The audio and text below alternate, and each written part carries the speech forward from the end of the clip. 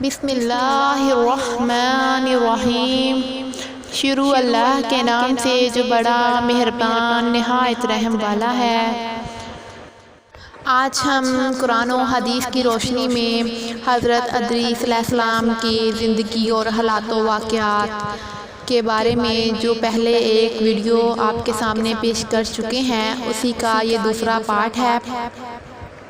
ایک روایت کے مطابق آپ کے چوتھے آسمان پر وفات ہوئی، اور بعض کا کہنا تو یہ ہے کہ آپ جنت میں زندہ موجود ہیں اور سورج کے فرشتے کے ساتھ آپ کی دوستی ہے، اور طلوع آفتاب کے مقام پر آپ کی وفات کی روایات بھی ملتی ہیں۔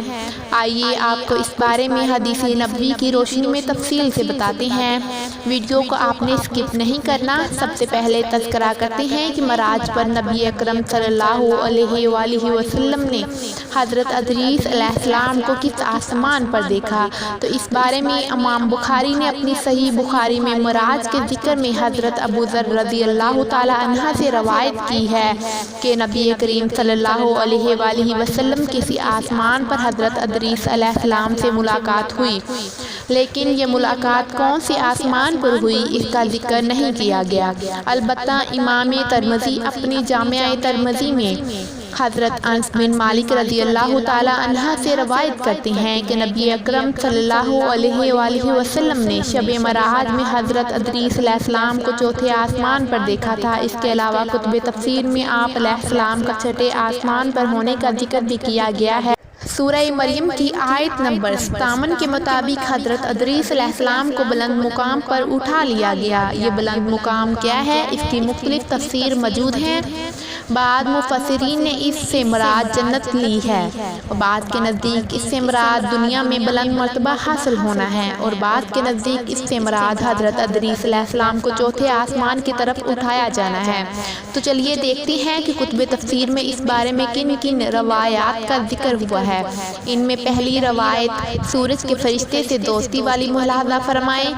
ایک روایت کے مطابق یوں بیان ہوا ہے کہ ایک مرتبہ حضرت ادریس علیہ السلام دن بھر سفر میں رہے۔ دھوپ کی تیزی اور تپش سے آپ نے بہت تکلیف محسوس کی۔ اس پر آپ نے اللہ تعالیٰ سے یہ دعا مانگی کہ اے اللہ، سورج کی تپش ہلکی کر دے اور اس کو چلانے والے فرشتے کا بوجھ بھی کم کر دے۔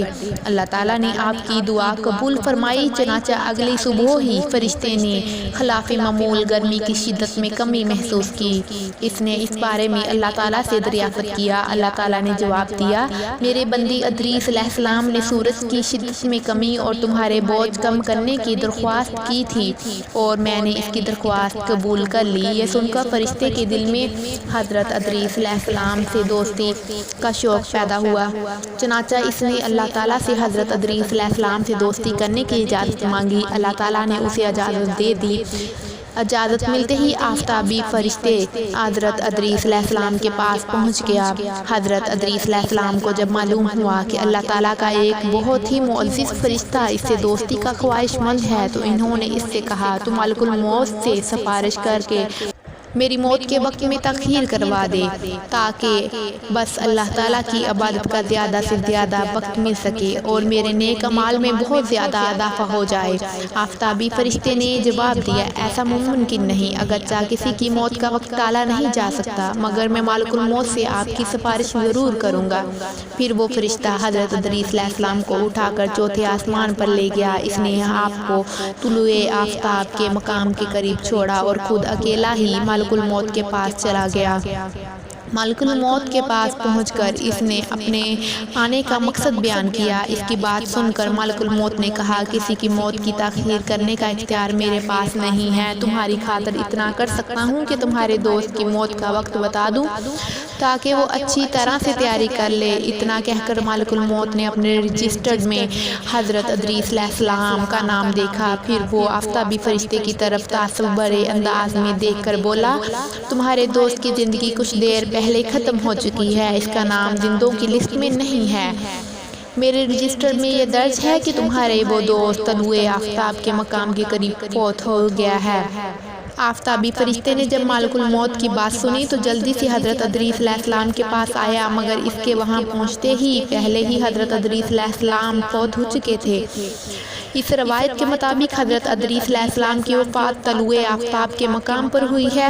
چلیے آپ علیہ السلام کی وفات سے متعلق ایک دوسری روایت آپ کو بتاتے ہیں۔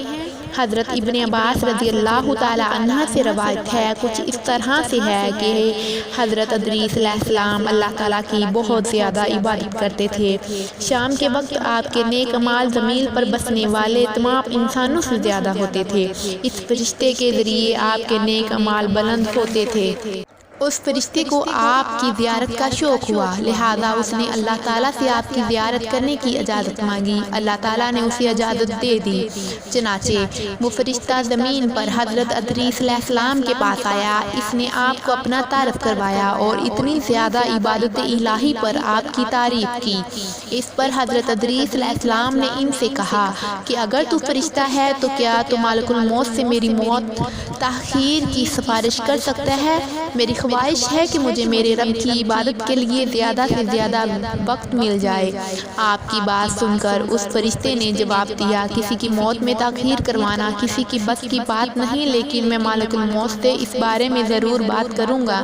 چنانچہ اس فرشتے نے آپ کو اپنے پروں پر اٹھایا اور آسمان کی طرف لے گیا۔ جب ان دونوں کی ملک الموت سے ملاقات ہوئی تو اس فرشتے نے ملک الموت سے آپ کی موت میں تاخیر کی سفارش کی۔ ملک الموت فرشتے سے حضرت ادریس علیہ السلام کا نام پوچھا، پھر اپنا رجسٹر دیکھ کر بتایا کہ ان کی زندگی ختم ہو چکی ہے اور اب ان کی عمر میں کچھ باقی نہیں ہے۔ پھر حضرت ادریس علیہ السلام اسی آسمان پر ہی وفات پا گئے۔ اس روایت کے مطابق بھی آپ علیہ السلام کی وفات آسمان پر ہوئی ہے، لیکن کون سے آسمان پر اس کا تذکرہ نہیں ہے۔